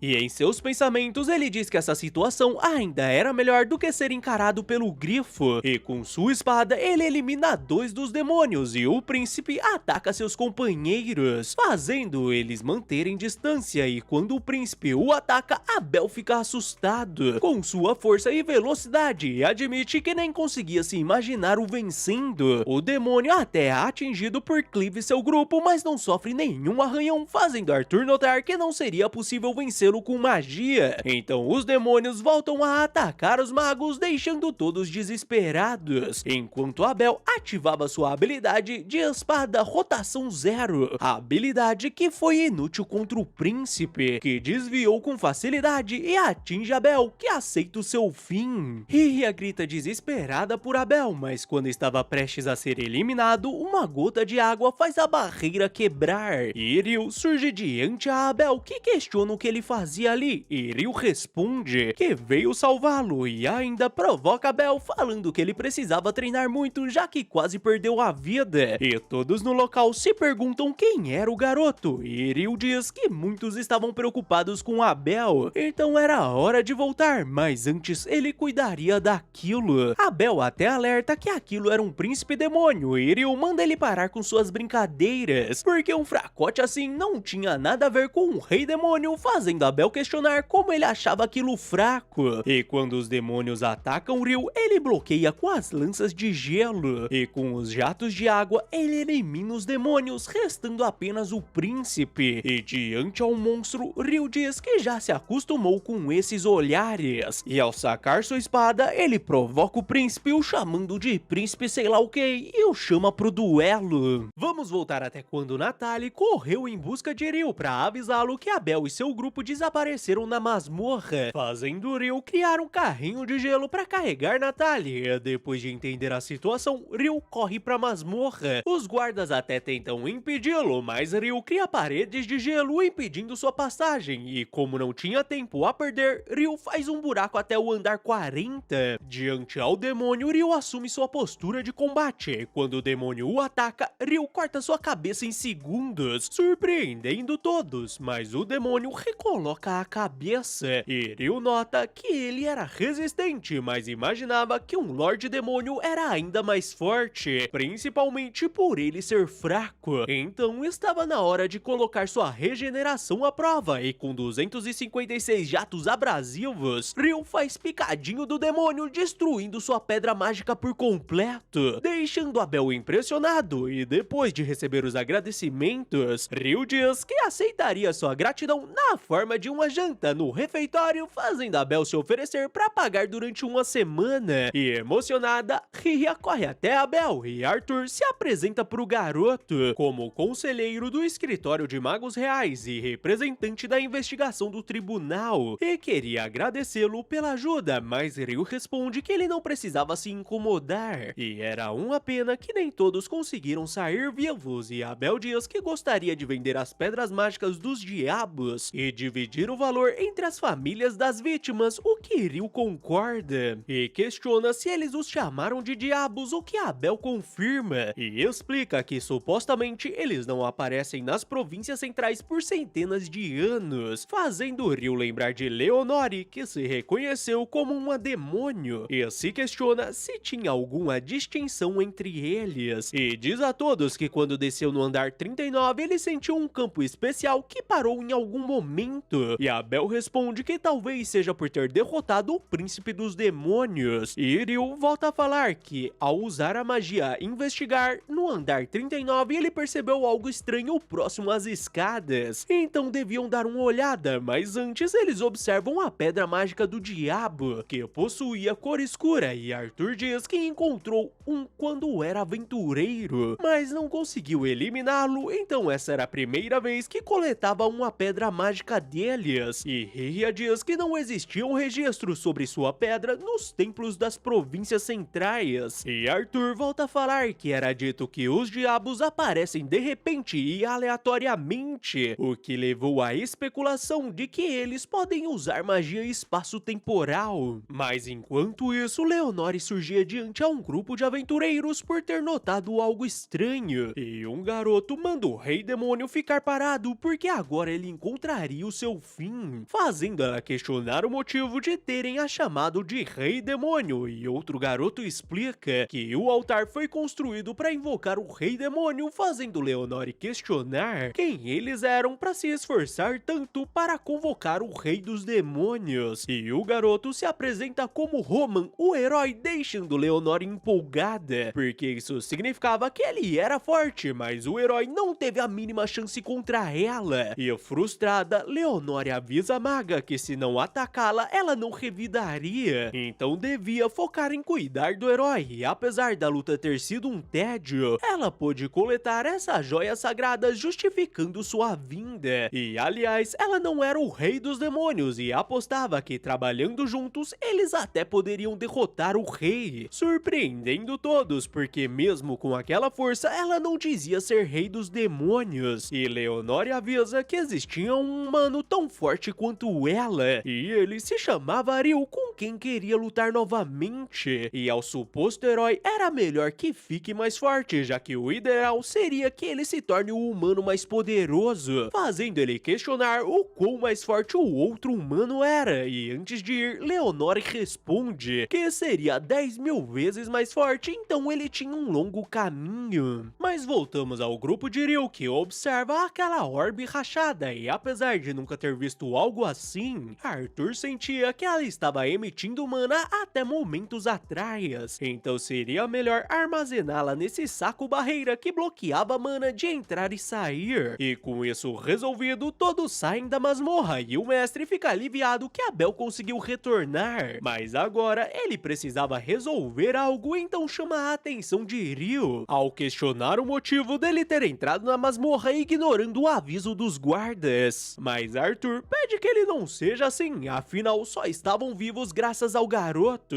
e era melhor eles irem até a tenda onde o daria detalhes, o que o mestre concorda, e antes de ouvi-lo ele agradece Ryu pelo que tinha feito, deixando o garoto aliviado. E na tenda o mestre descobre sobre os 50 diabos, além do príncipe dos demônios, fazendo o mestre admitir que era surpreendente eles terem retornado com vida, algo que só a equipe de Arthur e Abel seriam capazes. Mas Arthur o corrige, porque apesar de Abel ser impressionante, ele quase foi eliminado, surpreendendo o mestre ao perceber o que tinha acontecido. E Arthur questiona quem era o jovem capaz de derrotar o príncipe demônio e sua comitiva em segundos, deixando o mestre ainda mais impressionado, e responde que a única coisa que sabiam era que ele ajudou Abel a voltar do outro lado das montanhas maléficas, fazendo Arthur sorrir ao notar que esse era o amigo que Abel tinha feito, e diz que Abel descreveu Ryu como algo sem precedentes. Então, no que lhe diz respeito, não existia nada mais importante do que o país manter uma boa relação com esse mago que desafia os precedentes, mas se os aristocratas desmiolados se meterem com Ryu, isso seria um problema, então não pretendia deixar nenhum registro do que ele tinha feito,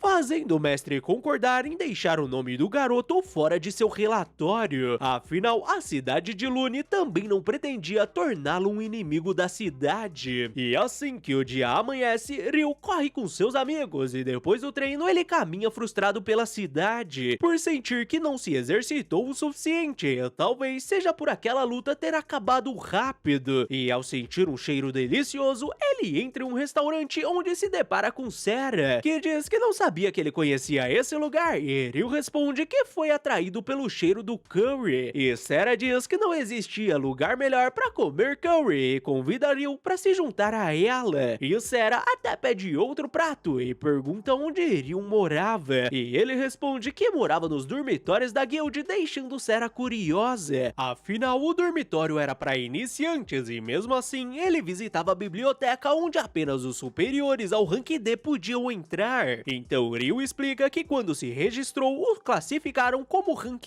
D, o que Sarah acha impressionante, apesar de fazer sentido considerando sua força, e Ryu comenta que ninguém nunca tinha dito isso, e ela diz que eles não eram bons observadores, e Ryu lembra de nunca ter a visto na guild apesar dela ser aventureira, e ela explica que até pouco tempo estava trabalhando fora da capital real, e como tinha um contrato de longo prazo, ela não passava pela guild, seu contrato seria como instrutora de esgrima da Ordem de Cavaleiros do Marquês de Lune, e era mais forte do que parecia, deixando Ryu sem jeito com sua aproximação repentina, e Sarah aproveita para convidá-lo para uma luta simulada, e claro que Ryu aceita sua proposta, e na arena eles cruzam suas espadas, e Sarah diz que desde o momento em que ele entrou no restaurante, ela sentiu ele transmitindo um ar de insatisfação, como se a vontade de combate em seu coração não estivesse saciada, e aliás, ela soube que ele lutava com espada só por observar o seu andar e postura, e com os dois prontos, Sarah parte pra cima de Ryu com uma velocidade impressionante, e o garoto bloqueia seus ataques, deixando todos os guardas impressionados com aquela batalha insana, e ao fazer Sarah recuar, ela admite que ele era muito bom, e Ryu comenta sobre sua velocidade impressionante, e Sarah diz que mesmo assim ele conseguiu esquivar o que nenhum cavaleiro jamais conseguira, e se foi capaz disto, então ela iria com tudo, e novamente ela avança contra Ryu, impressionando o garoto com sua incrível velocidade. Ryu nota que desse jeito não iria conseguir e acaba se rendendo ao ter sua lâmina partida, e Sarah fica tão empolgada que o abraça, e envergonhada ela pede desculpas e diz que defender defender-se desse modo enquanto ela usava o manto de vento era incrível. E Ryu responde que ela quem era incrível por usar magia de vento para aumentar sua mobilidade. E Sera volta a dizer que sua defesa era impenetrável e queria detalhes sobre seu treinamento. Então Ryu explica que usava o que o seu mentor o ensinou e, aliás, ele quem o deu esse manto, deixando Sera impressionada pelo Rei das Fadas ter o ensinado a lutar. E Ryu lembra que ela o mencionou quando se conheceram e pergunta como ela soube. E Sera explica que os elfos eram uma espécie do meio fada, então foi algo intuitivo. E podia notar que o Rei das Fadas gostou muito dele, já que o deu o manto, mas ele até o ensinou a usar uma lâmina, algo realmente fascinante. Afinal, o Rei das Fadas é mais uma lenda do que qualquer outra coisa. Mas uma garota os interrompe ao avisar Sera que estava na hora da aula de Alfonso. Então Sera se despede de Ryu, já que precisava treinar o neto do Marquês, e diz a Reilita que esse era o aventureiro Ryu que era importante para ela, então gostaria que ela o levasse para casa, surpreendendo a garota que não conseguia tirar essa frase de sua mente. Mas o mestre da guild os encontra no caminho e oferece uma carona pro garoto, já que precisavam conversar. E na carruagem ele diz que Arthur o informou sobre o que aconteceu e era grato por aquilo, mas mesmo assim ele não podia ignorar a ordem de um guarda, então como punição ele tinha um trabalho para Ryu, que apenas aceitou trabalhos na masmorra desde que se registrou, fazendo Ryu questionar se isso não era uma punição muito leve, e o mestre explica que desse modo ninguém sairia perdendo, fazendo Ryu agradecê-lo por sua consideração, e o mestre explica que seu trabalho seria como guarda de uns comerciantes em uma viagem de ida e volta para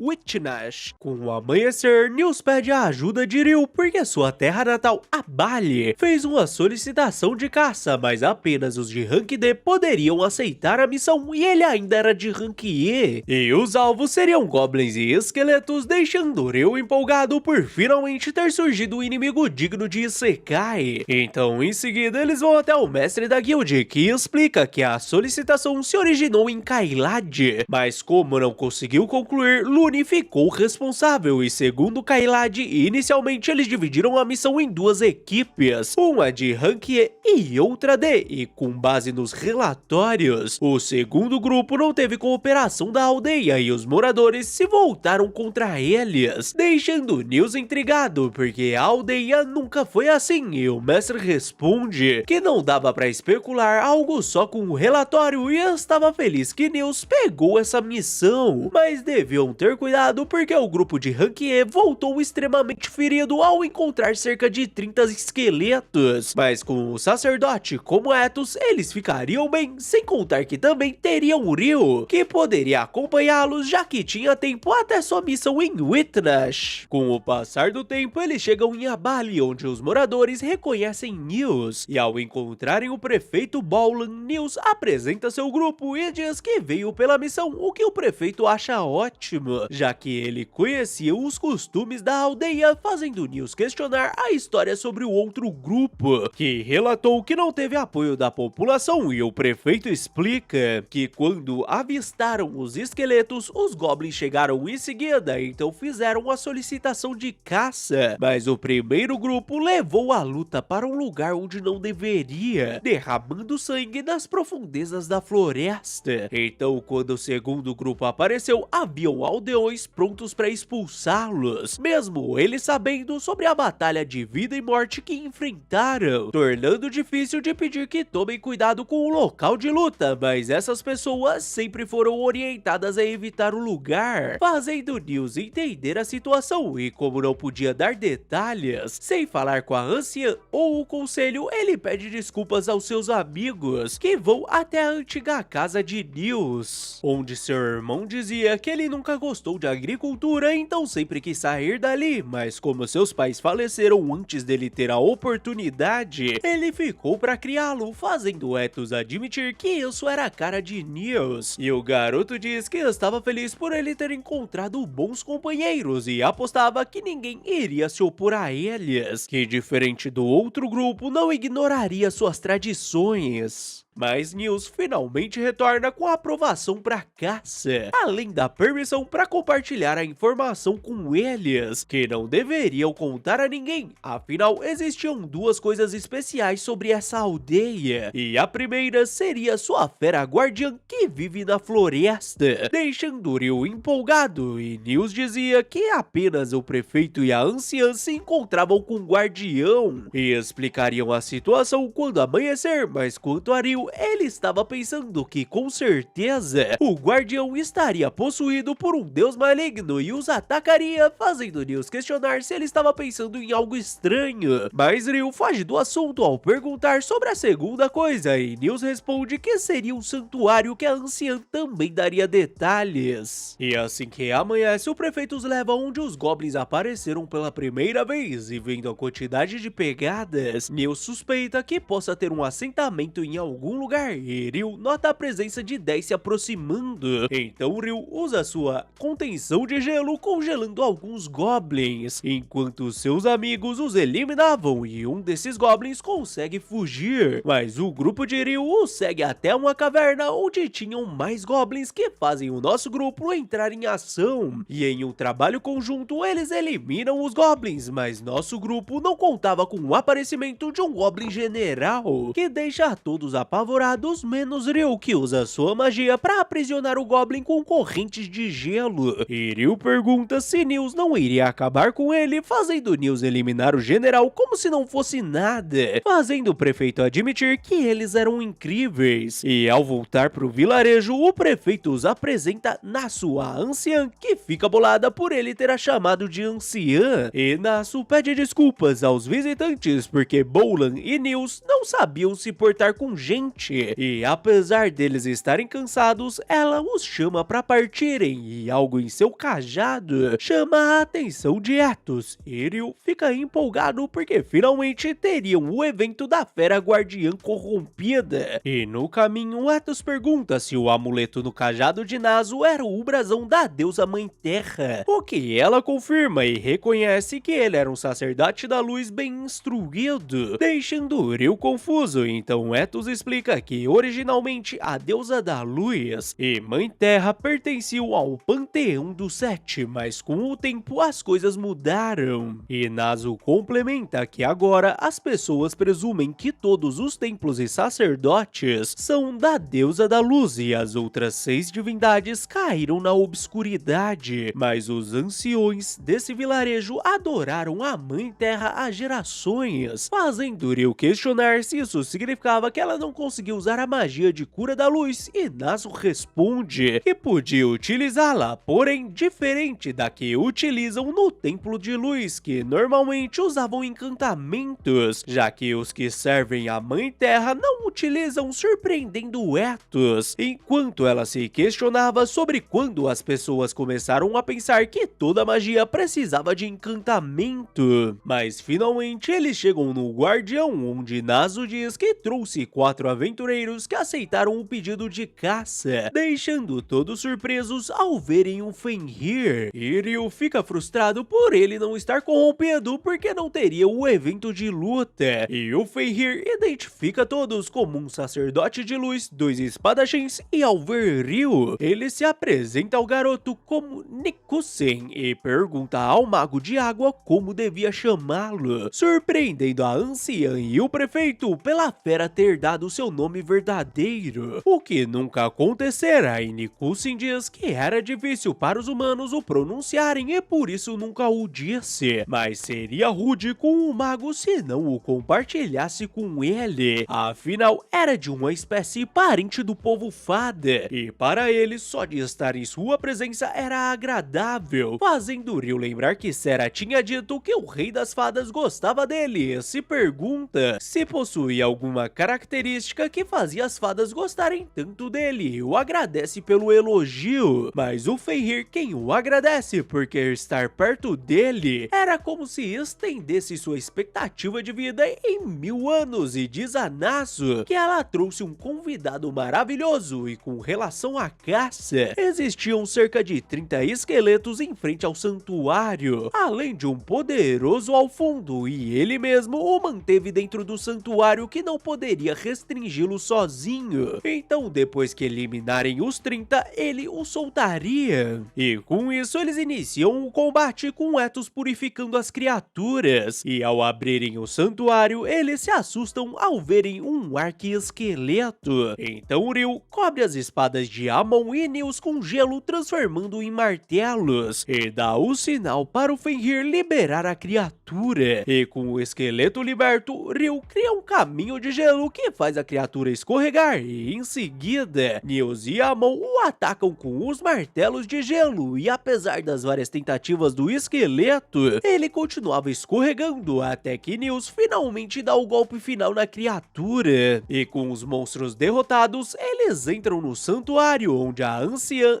nunca tinha entrado, e ao ver uma estátua, ela nota que faltava uma parte, e explica que a última sacerdotisa da aldeia tinha dito que costumava ter uma joia brilhante no santuário, mas um dia ela ficou escura e nebulosa e se desfez completamente, e depois a fera guardiã mencionou que sua caverna estava recebendo um fluxo de energia de outro lugar, e a fonte disso poderia ser o santuário, e além disso, tinha o fato de já terem sido atacados por goblins anteriormente, fazendo Ryu se questionar se foi assim que os pais de Nils morreram. E a anciã continua falando que nunca localizaram o esconderijo deles, mas graças aos aventureiros, eles conseguiram achar a caverna que talvez tenha recebido a energia do santuário. E agora ela criaria vários selos para bloquear a caverna, impedindo que a energia tenha qualquer efeito. E dessa forma, eles concluem a missão. E na volta, Nils convida Amon e Ryu para morarem com ele e Etos, já que faltava poucos dias para encerrar o tempo que tinham no dormitório da guild. E Amon aceita sua proposta, mas Ryu pede um tempo para pensar, e na guild o mestre pedia que Abel o substitua no festival de abertura do porto de Witnash. Mas vamos até outro local, onde um mago interrompeu o treinamento de alguns soldados, e quando um deles abaixa a guarda, ele lança uma magia de fogo de raspão em um deles, porque não era para abaixar a guarda, só porque pensou que a luta acabou. E em seguida, uma menina de cabelo vermelho anuncia que, sob ordens de Vossa Majestade, o tenente e ela iriam para Witnash. Então esperava que eles evoluíssem, e com sua saída, ela diz ao tenente que ele foi bonzinho por não os atacar diretamente, como fez com o terceiro esquadrão, e ele responde que não repetiu porque eles perderam dias de treino, o que ela compreende, já que ver essa flecha de fogo de perto bastava para deixar qualquer um em alerta. Afinal, o seu título Mago Infernal não era de enfeite. Ryu inicia a missão de escolta junto aos seus amigos, que formaram um grupo chamado Quarto 10, e Nils explica que o motivo de demorar em Witnash seria por conta do festival Porto Aberto de Witnash, o que Ryu acha incrível, e ao chegarem no destino, o comerciante os deixa livre para aproveitarem o festival, até retornarem em 10 dias, fazendo o nosso grupo aproveitar a noite na cidade comendo bastante besteira. No dia seguinte, o vice-comandante dizia a um dos guardas que não entendia o que Vossa Majestade pensava, mas duvidava que essa incursão era para ver o mar, então talvez ele queira cuidar de negócios obscuros com a princesa Fiona longe, afinal ele sabia como ele a adorava, o que o guarda concorda, já que ela possuía um talento mágico incrível, além de sua dedicação que a tornou comandante da divisão de magia da corte. E o vice diz que Vossa Majestade a amava tanto como filha mais nova, quanto como um valioso recurso mágico, e por amá-la, ele não queria que ela veja coisas grotescas, como o expurgo dos nobres que se opõem à família imperial. E com o anoitecer, nós vemos Fiona em um evento formal, onde seu irmão, o príncipe Conrad, pedia desculpas por saber que ela não gostava dessas coisas, e então já poderia voltar a seus aposentos, fazendo Fiona voltar pro quarto, onde dizia a Mary que estava exausta, e comemorava que seu irmão a tirou daquela situação, afinal ela se sentia mais confortável no escritório como comandante, ou no pátio de treinamento, e Mary elogia o seu talento inigualável com a espada em magia, algo incomum segundo segundo Fiona. Mas vamos ao dia seguinte, onde Ryu nota Bel nos assentos de convidados especiais e Nils elogia a bela ruiva ao lado dele, quietos de ser a princesa imperial, então estaria mais fora de alcance do que Nina, deixando Nils revoltado, mas o grupo de Abel se junta a eles, e Rihya diz que Abel foi convidado para substituir o mestre da guilda, que chegaria no dia seguinte. Lin comenta que aquele escudo de vento protegendo os assentos VIPs era incrível, deixando Etos confuso, então ela explica que aquilo era um tesouro passado por gerações na família do senhor de Witnash, que projetava uma barreira de vento, o que Ryu acha incrível, apesar de Lin dizer que eles não usavam muito porque não era muito eficiente, mas Rihya não considera um problema, afinal qualquer tentativa de confusão enquanto a família imperial estiver ali poderia levar a uma guerra, e Ryu comenta que tinham que rezar para que nada aconteça, e Lin diz que aquela princesa era a comandante da divisão de magia da corte, o que significava que o vice-comandante também estaria ali chamando a atenção de Ryu, e Rihya diz que ele era o orgulho do império, o mago do inferno, que diziam ter incinerado 1000 soldados reais em um único ataque, além de ter derrotado um Wyvern com uma magia, e sem falar que ele aniquilou uma cidade rebelde de uma só vez, e se for verdade, ela não gostaria de se envolver com ele, fazendo Ryu concordar que não faria mal se manter afastado dele. Rihya diz que duvidava que Ryu tenha que se preocupar com ele, mas seria bom ser cauteloso, e com isso o grupo de Abel se retira, e quando Ryu e seu grupo também iam embora, Ryu quase esbarra no vice-comandante, mas os dois se esquivam por instinto, surpreendendo o vice-comandante, que pede desculpas a Ryu, que também se desculpa, e com a saída de Ryu, o vice o observa e se junta a outro guarda que entrega várias comidas pra ele, que a comandante tinha pedido, e se não levarem ela iria chorar porque ficou esperando quietinha, o que o vice duvidava, mas o guarda manda ele manter tudo quentinho, deixando o vice frustrado por odiar multidões. E vamos até Abel, que quase esbarra no príncipe, que pergunta se ele era o representante do mestre da guilda, o que Abel confirma, e Conrad o pede desculpas porque ele parecia com alguém que conheceu, e Abel diz que devia ser uma coincidência, e notou que a princesa Fiona estava nos assentos de convidados, fazendo Conrad questionar se algo nela chamou sua atenção, mas Abel responde que não sabia do que ele estava falando, e se ela estava ali, o vice-comandante conhecido como o Mago do Inferno, o Barão Oscar, também estaria, e Conrad responde que como isso era assuntos militares, estava fora de sua própria alçada, e pede perdão porque precisava falar com o senhor local que estava presente, e ao se despedirem, Abel admite que era difícil lidar com ele, mas vamos até Fiona, que estava exausta, mas animada em receber as comidas, e Oscar admite que odiava multidões, e o guarda comenta sobre ele quase esbarrar naquele sujeito que de alguma forma não esbarrou, e Oscar responde que não se esbarraram porque ele teve ótima reação e esquivou, chamando a atenção de Fiona, enquanto Oscar dizia que apesar de se vestir como mago, ele com certeza tinha boa aptidão física, mas Fiona apenas agradece ao seu mestre por aquecer a comida, e ele manda ela não chamá-lo desse modo. E na disputa de arquearia, Abel dava risada de Nils, falando que nunca tocou em um arco porque era como se estivesse se vendo quando jovem, fazendo Ryu empurrar Abel pra disputa, onde Abel atinge o centro do alvo mais distante, deixando todos impressionados, mas Rihya aparece com um sorriso altamente duvidoso e diz que ele parecia livre, e Lin sussurra pra Ryu e Amon que Rihya estava furiosa porque Abel prometeu andar com ela, e com a saída do grupo nós voltamos a Lune, onde Sera procurava por Ryu em todos os lugares, até finalmente ir até a guild em busca dele, porque queria avisá-lo que achou pistas sobre o que ele queria, e Nina responde que Ryu estava fora a trabalho, um trabalho de longo período, deixando Sera extremamente frustrada. Nina até questiona se ela estava bem, o que Sera confirma e pergunta quanto tempo levaria, e Nina responde que levaria mais de uma semana, deixando Sera extremamente triste. E enquanto isso, Nils e Amon disputavam a competição de barco contra Dan, e como era uma competição entre aventureiros, eles podiam usar a força para atacar outros barcos, barcos e a disputa daqueles dois não deu muito certo,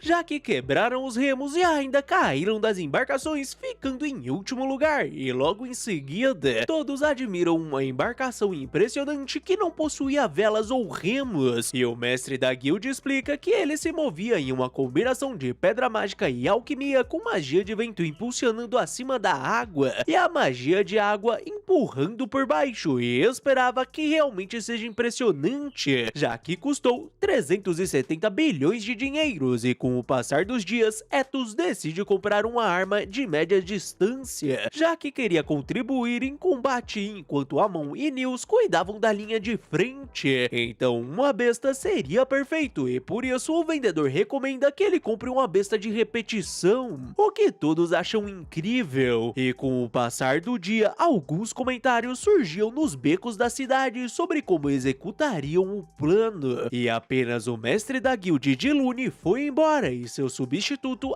ainda estava em seu lugar, mas de qualquer modo iriam prosseguir com o planejado nesta noite. E com o anoitecer durante o evento, Abel dizia ao príncipe que o mestre retornou a Lune e por isso estava na festa, mas Fiona se junta a eles, fazendo o príncipe apresentar a primeira princesa imperial, Fiona, a sua irmã mais nova, e a apresenta a Abel, um aventureiro de rank B, e depois das formalidades, os dois se retiram, e Abel admite que não ter sua espada com ele o deixava inquieto, mas tecnicamente ele não precisava, já que tinha aquela proteção mágica, mas um dos magos nota que o tesouro não estava mais canalizando mana, e isso faz com que a barreira quebre, e os dois magos são atacados por alguém, e logo em seguida, no jardim, a princesa nota algo vindo de cima, causando uma explosão. Vamos voltar à infância do vice-comandante, quando ainda possuía cabelos vermelhos. Oscar ajuda o seu mestre, o ferreiro do vilarejo, e com sua magia de fogo, ele controla a chama da forja. E com o passar do dia, o pequeno Oscar vivia uma vida feliz e pacífica ao lado de sua família. E com as espadas prontas, o ferreiro disse ao pai do garoto que queria dá-lo uma delas, o que o pai permite, deixando Oscar extremamente feliz. Mas durante um banquete, o pai de Oscar é avisado que alguns bandidos estavam rondando a aldeia, e pra piorar, tinham cerca de 50 bandidos, e como não tinham pra onde fugir, o pai de Oscar decide que iriam lutar, e com o passar dos dias, a vila termina os preparativos e inicia a defesa contra os bandidos. E durante o combate, o pai de Oscar pede que ele se esconda na casa de Shun e cuide de sua mãe, o que Oscar concorda, mas o combate acaba se alastrando e os bandidos conseguem invadir a vila, e um deles, que tinha uma cicatriz, elimina o homem que guardava a casa de Shu, e assim que ele invade, a mãe de Oscar tenta defender o filho, mas acaba sendo eliminada, deixando Oscar desesperado, e ele até tenta atacar com sua magia de fogo e espada, mas o bandido dá risada do garoto, que possuía uma bela espada que era muito pra alguém como ele. Mas o pai de Oscar surge de repente empurrando o bandido, e ao ver sua mulher sem vida, ele perde a cabeça e o ataca de forma desenfreada, o que acabou custando sua vida, que foi tirada pelas mãos do homem de cicatriz, que decidiu levar sua espada como recompensa, e ao olhar pra Oscar, outro bandido chamado Pote avisa a Boscona que era hora de se retirarem porque os monstros foram atraídos pelo cheiro das vítimas, e assim que eles se retiram, o mestre de Oscar o encontra em meio aos corpos de seus pais. Ele chama o garoto pra fugirem, mas em meio a lágrimas, Oscar responde que não queria mais viver, e o seu mestre diz que ele precisava viver porque era isso que seus pais queriam. Mas ao ver que os lobos estavam se aproximando, o mestre de Oscar manda o menino fugir em direção ao rio, enquanto ele lidava com aquilo, fazendo o Oscar correr, mas alguns lobos acabam perseguindo o garoto, que se desequilibra e acaba caindo no rio, que o leva com a correnteza. Depois de um tempo, Oscar acorda em uma mansão, onde um velho pede que ele não se esforce, porque um de seus aldeões o encontrou largado na beira do rio e se apresenta como Lucky, o ancião, e depois das apresentações, Lucky nota que ele passou por uma grande provação, fazendo o menino chorar, e assim que ele se acalma, o ancião diz que existiam lendas sobre cabelos ruivos, onde diziam ser um símbolo de afeição do deus do fogo, e talvez o destino mantenha os unidos, e como não tinha pra onde retornar, Oscar o pede pra ficar e aprender a lutar com espadas, o que o ancião já planejava, e dessa forma os anos se passam, e novamente Oscar se depara com sua casa em chamas e com aquele mesmo bandido, Boscona, diante ao corpo de Lucky, e tomado pela ira, Oscar o ataca fazendo uma nova cicatriz em seu rosto,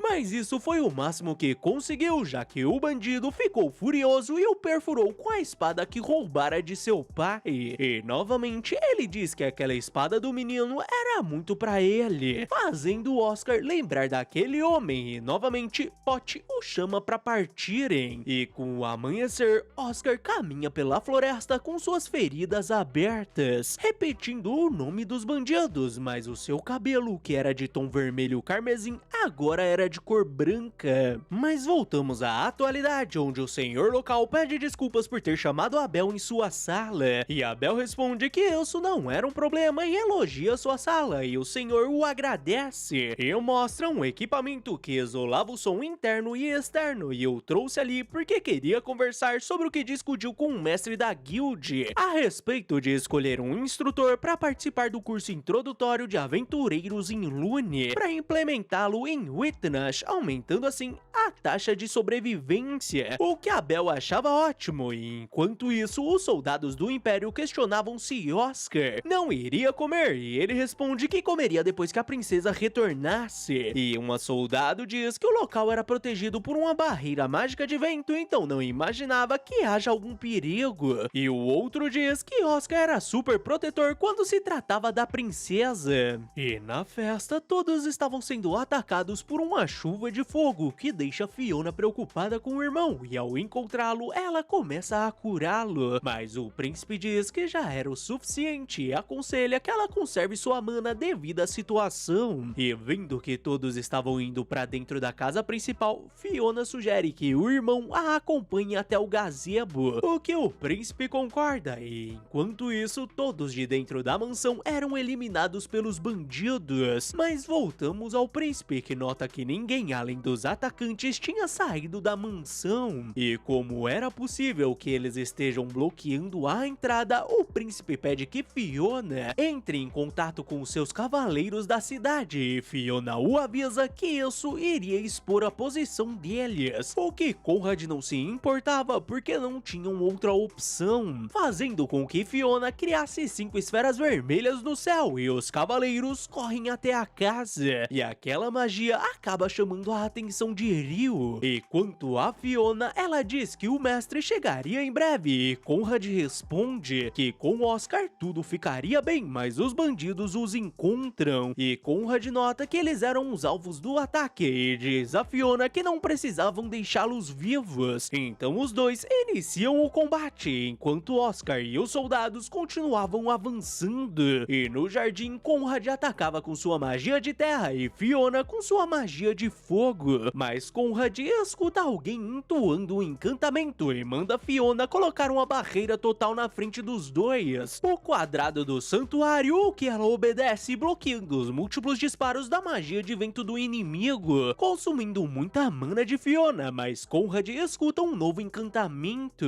e enquanto isso os cavaleiros se questionavam se a princesa estaria entre aqueles corpos, o que Oscar não acreditava, mas como ela poderia estar ferida, eles deveriam encontrá-la logo, e quanto a Conrad, ele estava confuso porque aquele encantamento parecia com algo de terra ou talvez explosão, fazendo Fiona lembrar de algo, e ao olhar pro chão, ela empurra o irmão, recebendo o golpe explosivo chamado vulcão, e o ataque chama a atenção de Oscar, que olha a princesa sendo arremessada pra longe, e em choque ele lembra de tudo o que passou, e ao ver seu mestre, Fiona pede que ele cuide de seu irmão, e Oscar manda os soldados protegerem Conrad enquanto ele ia atrás da princesa. Mas vamos até os amigos de Ryu, que reclamavam por ele estar atrasado, e ao verem aquela explosão, eles notam a princesa caindo, mas Nils consegue impedir sua queda, e quando a mão se aproxima, Nils avisa que a princesa estava inconsciente, mas Etus chama por Amon e avisa sobre os bandidos atrás dele, fazendo Amon entrar em conflito